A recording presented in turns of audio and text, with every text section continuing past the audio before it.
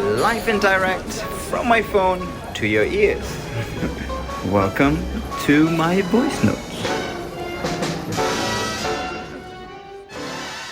Hello, beautiful people, and greetings from freezing Berlin, and welcome to my voice notes. Lots of new goodies for you, so let's get right to it with a track that I just discovered here in Berlin recently at a semi-illegal night. And this night kind of reminded me of the golden years of Berlin, where the vibe had something of the early days of cookies, as some of you might remember, where there was no address, no phones, slightly illegal, but 100% good vibes. And I thought those precious spaces have disappeared, but I guess they still exist here and there. And one track that caught my ear was a track called Africa, My Number One by General G. Duncan.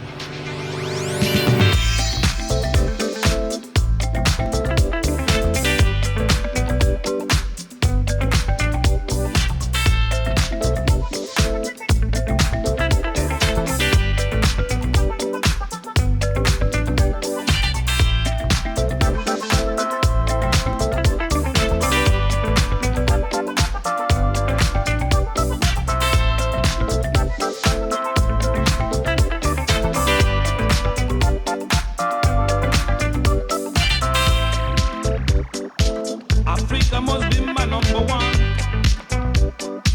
Africa must be my number one. Africa must be my number one. Africa must be my number one. Freedom, everyone the wrong. Reality, everyone the wrong.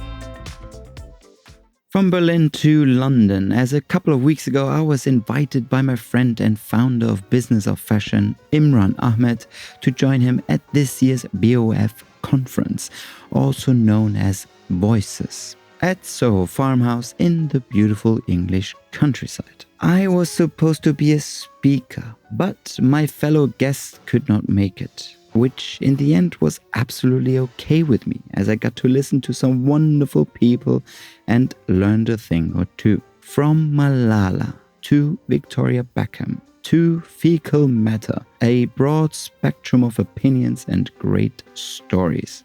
But it was one conversation that I had during the black tie gala between champagne and canapes with a guest which I literally only saw for a few minutes and whose name I didn't catch, so my apologies here.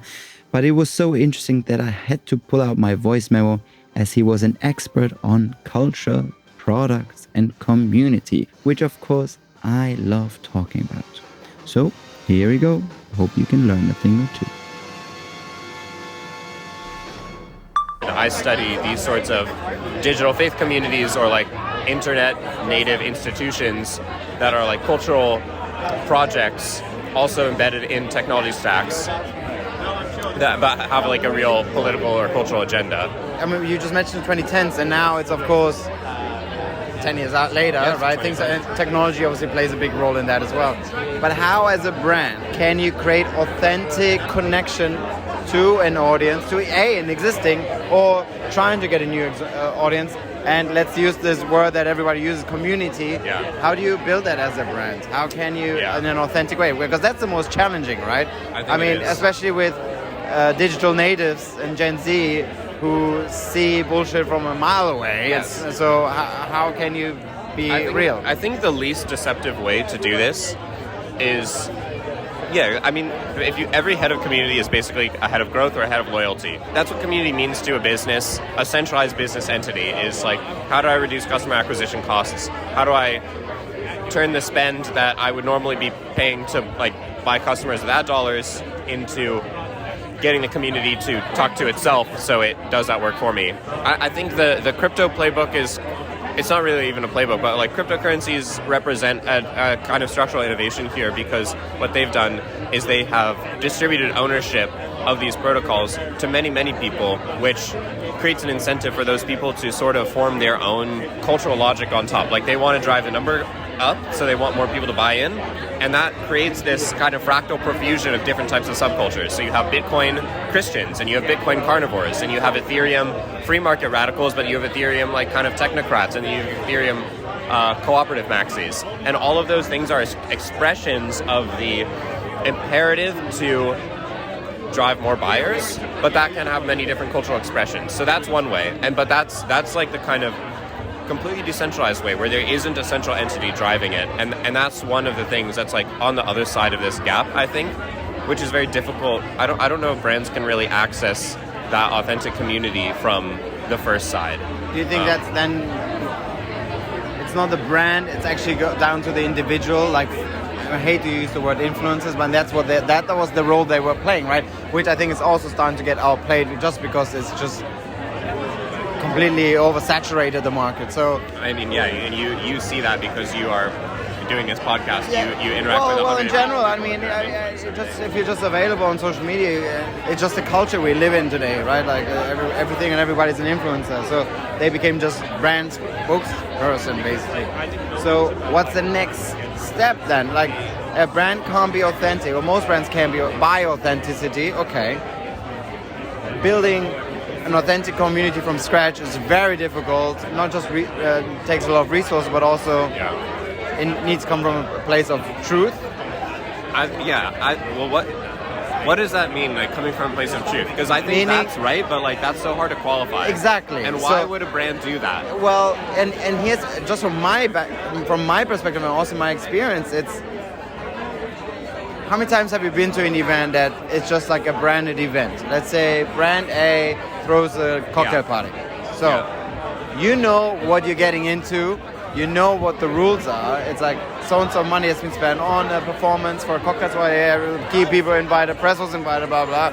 You know you got the free cocktail and a drink and something. Mingle, and then you're in and out. Doesn't mean there's any conversion into any sales. Or, so okay, yes, some press, but how relevant is that today, right? So, but doing, for instance, and it's called an underground. It's like the local kid designer who throws his own block party and has a cult following out of that just because it's part of the fabric. I mean, he's not doing it for profit reasons, right? Yeah. Now, what's the difference between like the first scenario and Red Bull Music Academy? Explain to me there's a huge difference there, obviously. What composes that difference? And that's the irony. What is that gap? And that was the genius of Red Bull. Like, in the end of the day, they're just selling cans of sugar water, right? That's the product, really. But they managed to utilize that and build a marketing company out of it, which basically is what they're known for. So they don't even talk about the product. You don't even see the product really.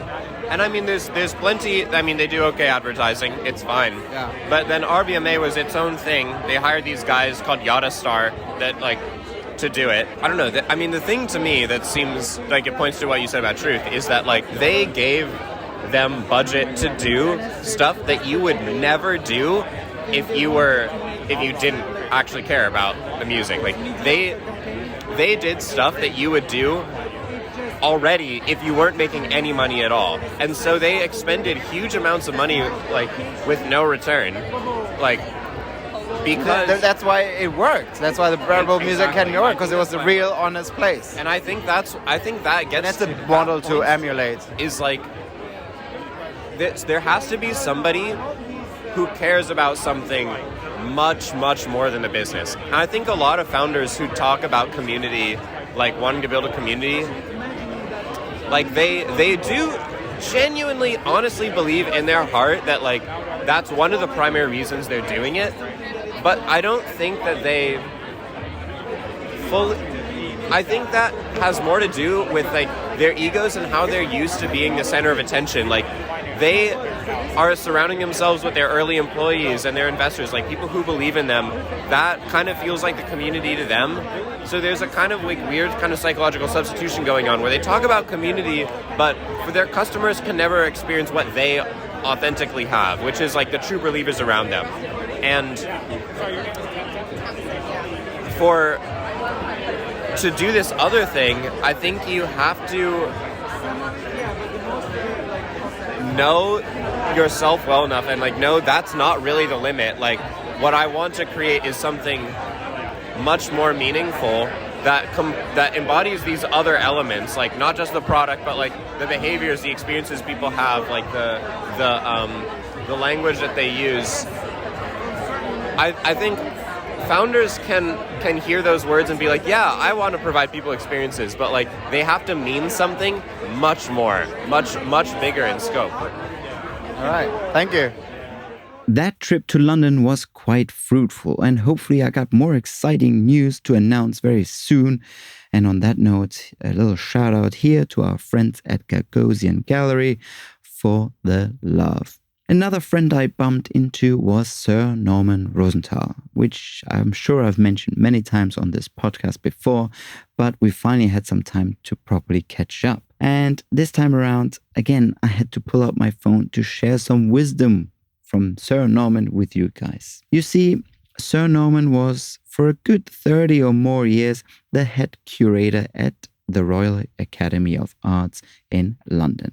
And he was one of the few individuals who changed the game of museum shows by putting groundbreaking exhibitions on and turning quite unknown artists back then into big household names of today. From a new spirit in painting in the 70s to his exhibition of the YBAs, aka Young British Artists, in the 90s. From Julian Schnabel to George Baselitz to Anselm Kiefer or Tracy Emin or Damien Hirst. He was one of the first to show them all. So I had to ask him on your behalf, as we are all curators here, what is the key to a good curation? And I got a slightly unexpected answer, but still very beautiful. Maybe you have a 1 minute answer. What's that? The art of curation. How do you approach a space when you curate I a space? hate the word curate. That's my answer. I just think, do things you like. Okay? Just do as you like. That's curation. Okay? Do what you like. Do it for yourself. And maybe a couple of other people like what you do. I love that. But how, when you approach a space like, let's say, a white cube, how do you look at it? Like, What do you mean? how you put together an exhibition? I mean, you just see what's in front of your eyes. Don't look, find. Okay? Ciao. No. From curating a space to sacred spaces.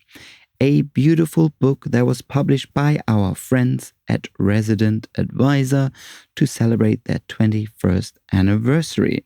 So on that note, congratulations.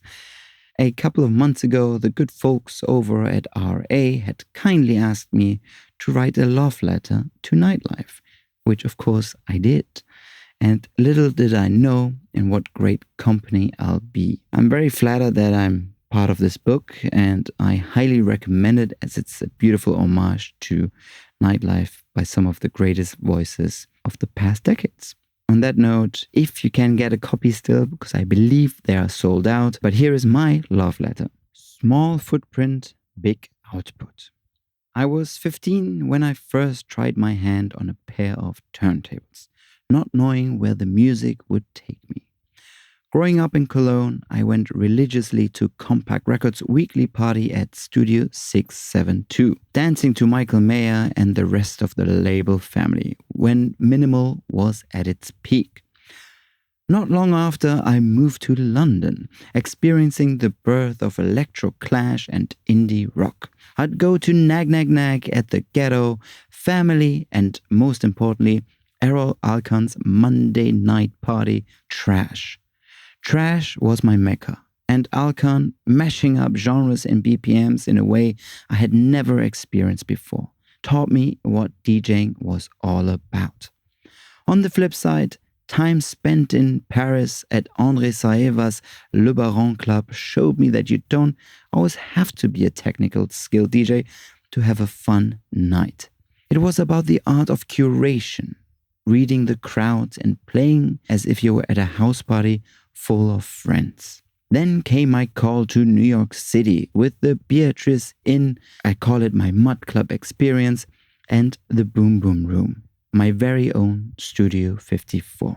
I worked at the latter as the music director, leading me to the same role overseeing Andre Balazs's hotels, including the Chateau Marmont in Hollywood, glamorous nights and beautiful mornings. But for all the long nights, gigs, parties, and events over the years, my most formative experiences happened in Berlin. From Berghain, formerly known as Osgood, to Bar 25 and King Size. I was lucky enough to catch the tail end of Berlin's free and hedonistic mayhem. Nowhere in the world could compare. One day in 2003, when I was just 18, a bunch of friends and I squeezed into my car and drove the 5 or so hours from Cologne to Berlin. We were headed to Berghain, which was still fairly new, to catch Miss Kitten, the face of Electroclash and one of the world's most in-demand DJs at the time. Berghain was well known, but by no means the institution it is today. It was just another great Berlin club. We got in pretty easily that night, probably as we arrived quite early. And I vividly remember how mesmerized I was walking to that venue for the very first time.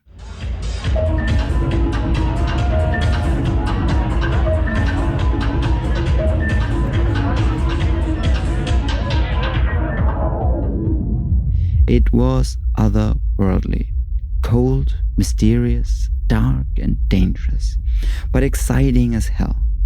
What is this place? I thought to myself. It was as if I'd stepped into the Wizard of Oz, but instead of Judy Garland, I was greeted by a thumping techno. We spent the night sipping on Club Mate, waiting for Kitten to come on. And I recall entering Panorama Bar and the feeling of excitement that rushed through my body. It felt as powerful as the machinery once housed in the former power station I was now dancing in. There were chains hanging from the ceiling, bright tiles on the walls, ravers dancing with abandon. When Kitten appeared, the rooms exploded. People were ecstatic. She was playing a banging set when suddenly the room went completely dark. The now infamous shutters, a new concept back then, opened very slightly. It was an unforgettable moment. You couldn't hear or see one another, and then all of a sudden, the room was illuminated. It wasn't the strobes or the lasers, but the lights from the lighting outside, shooting across the dance floor. The thunder was the techno booming from the speakers. Everyone in the room, including Miss Kitten, lost their minds. At that moment I knew I was in the midst of a once-in-a-lifetime experience. It's been captured in my memory ever since.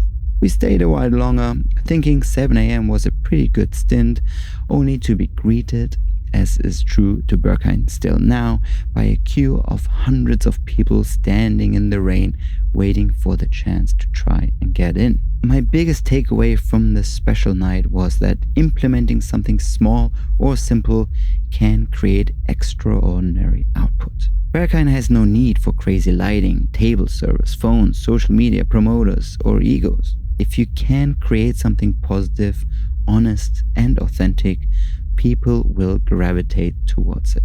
That in itself creates longevity and legacy. It's my mantra in my own work: small footprint, big output, with a goal of creating little pockets of joy for people to take with them for the rest of their lives.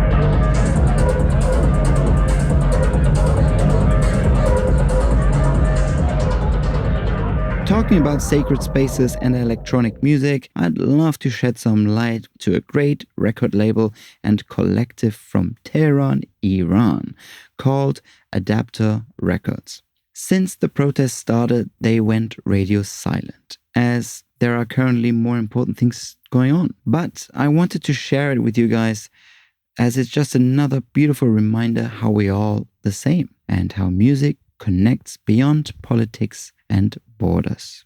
Follow them, send them some love, dive into the music, as there's some serious good music out there. And I picked for you guys a little snippet from a set by an Iranian-Turkish artist, and her name is Shell Well.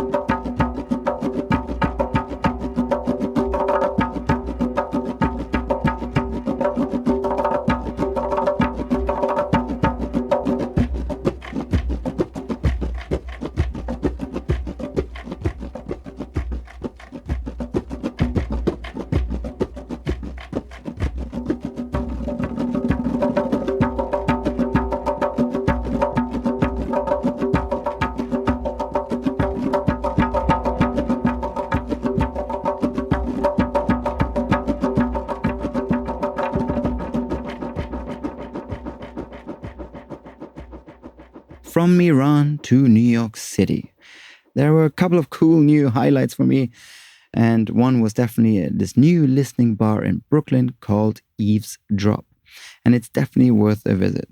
A fantastic sound, wonderful staff, and overall a really good vibe.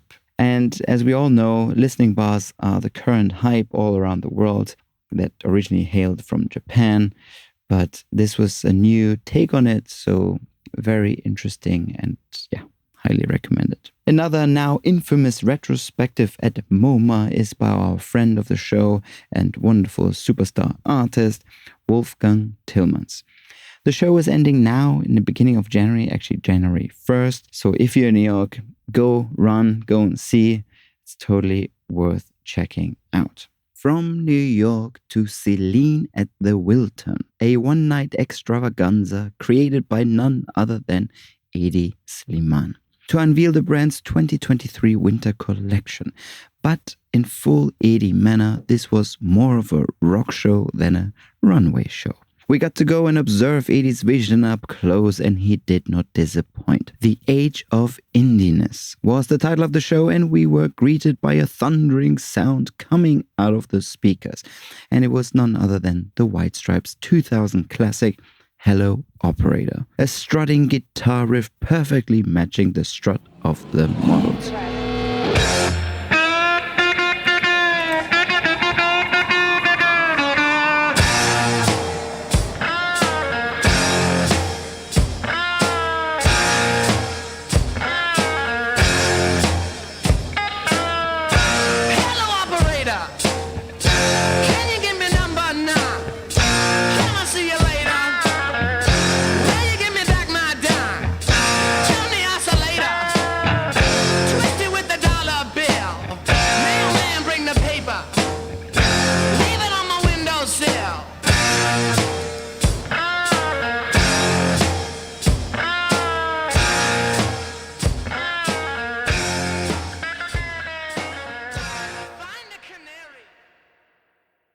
But the grand finale was definitely the live performances by Iggy Pop, The Strokes, Interpol, and a DJ set by our friends The Kills. Hedi at its best, which reminded me of the good old days when he changed the game during his early 2000s at Dior Homme, when he blurred the lines between fashion and music, and one influencing the other. And it always had fantastic and marvelous show soundtracks. Some of my favorite soundtracks until this day are definitely by 8 Legs, These Great Days, by The Rakes, The World Was a Mess But His Hair Was Perfect, and In the Morning by Razorlight. I guess you can see a pattern here. And why don't I play you the beautiful, slightly emotional These Great Days by 8 Legs. I wish we hadn't changed. I wish we hadn't kissed goodbye to those old days. I wish we'd stayed the same. These great days.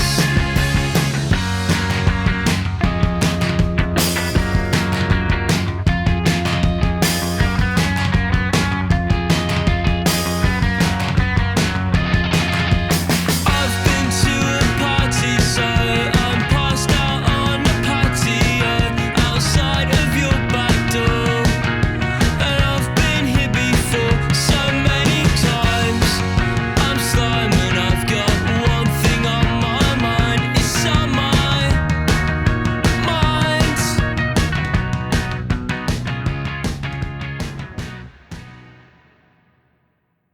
Now, to wrap up this year's Voice Notes, let's end with the late composer and maestro Angelo Badalamenti.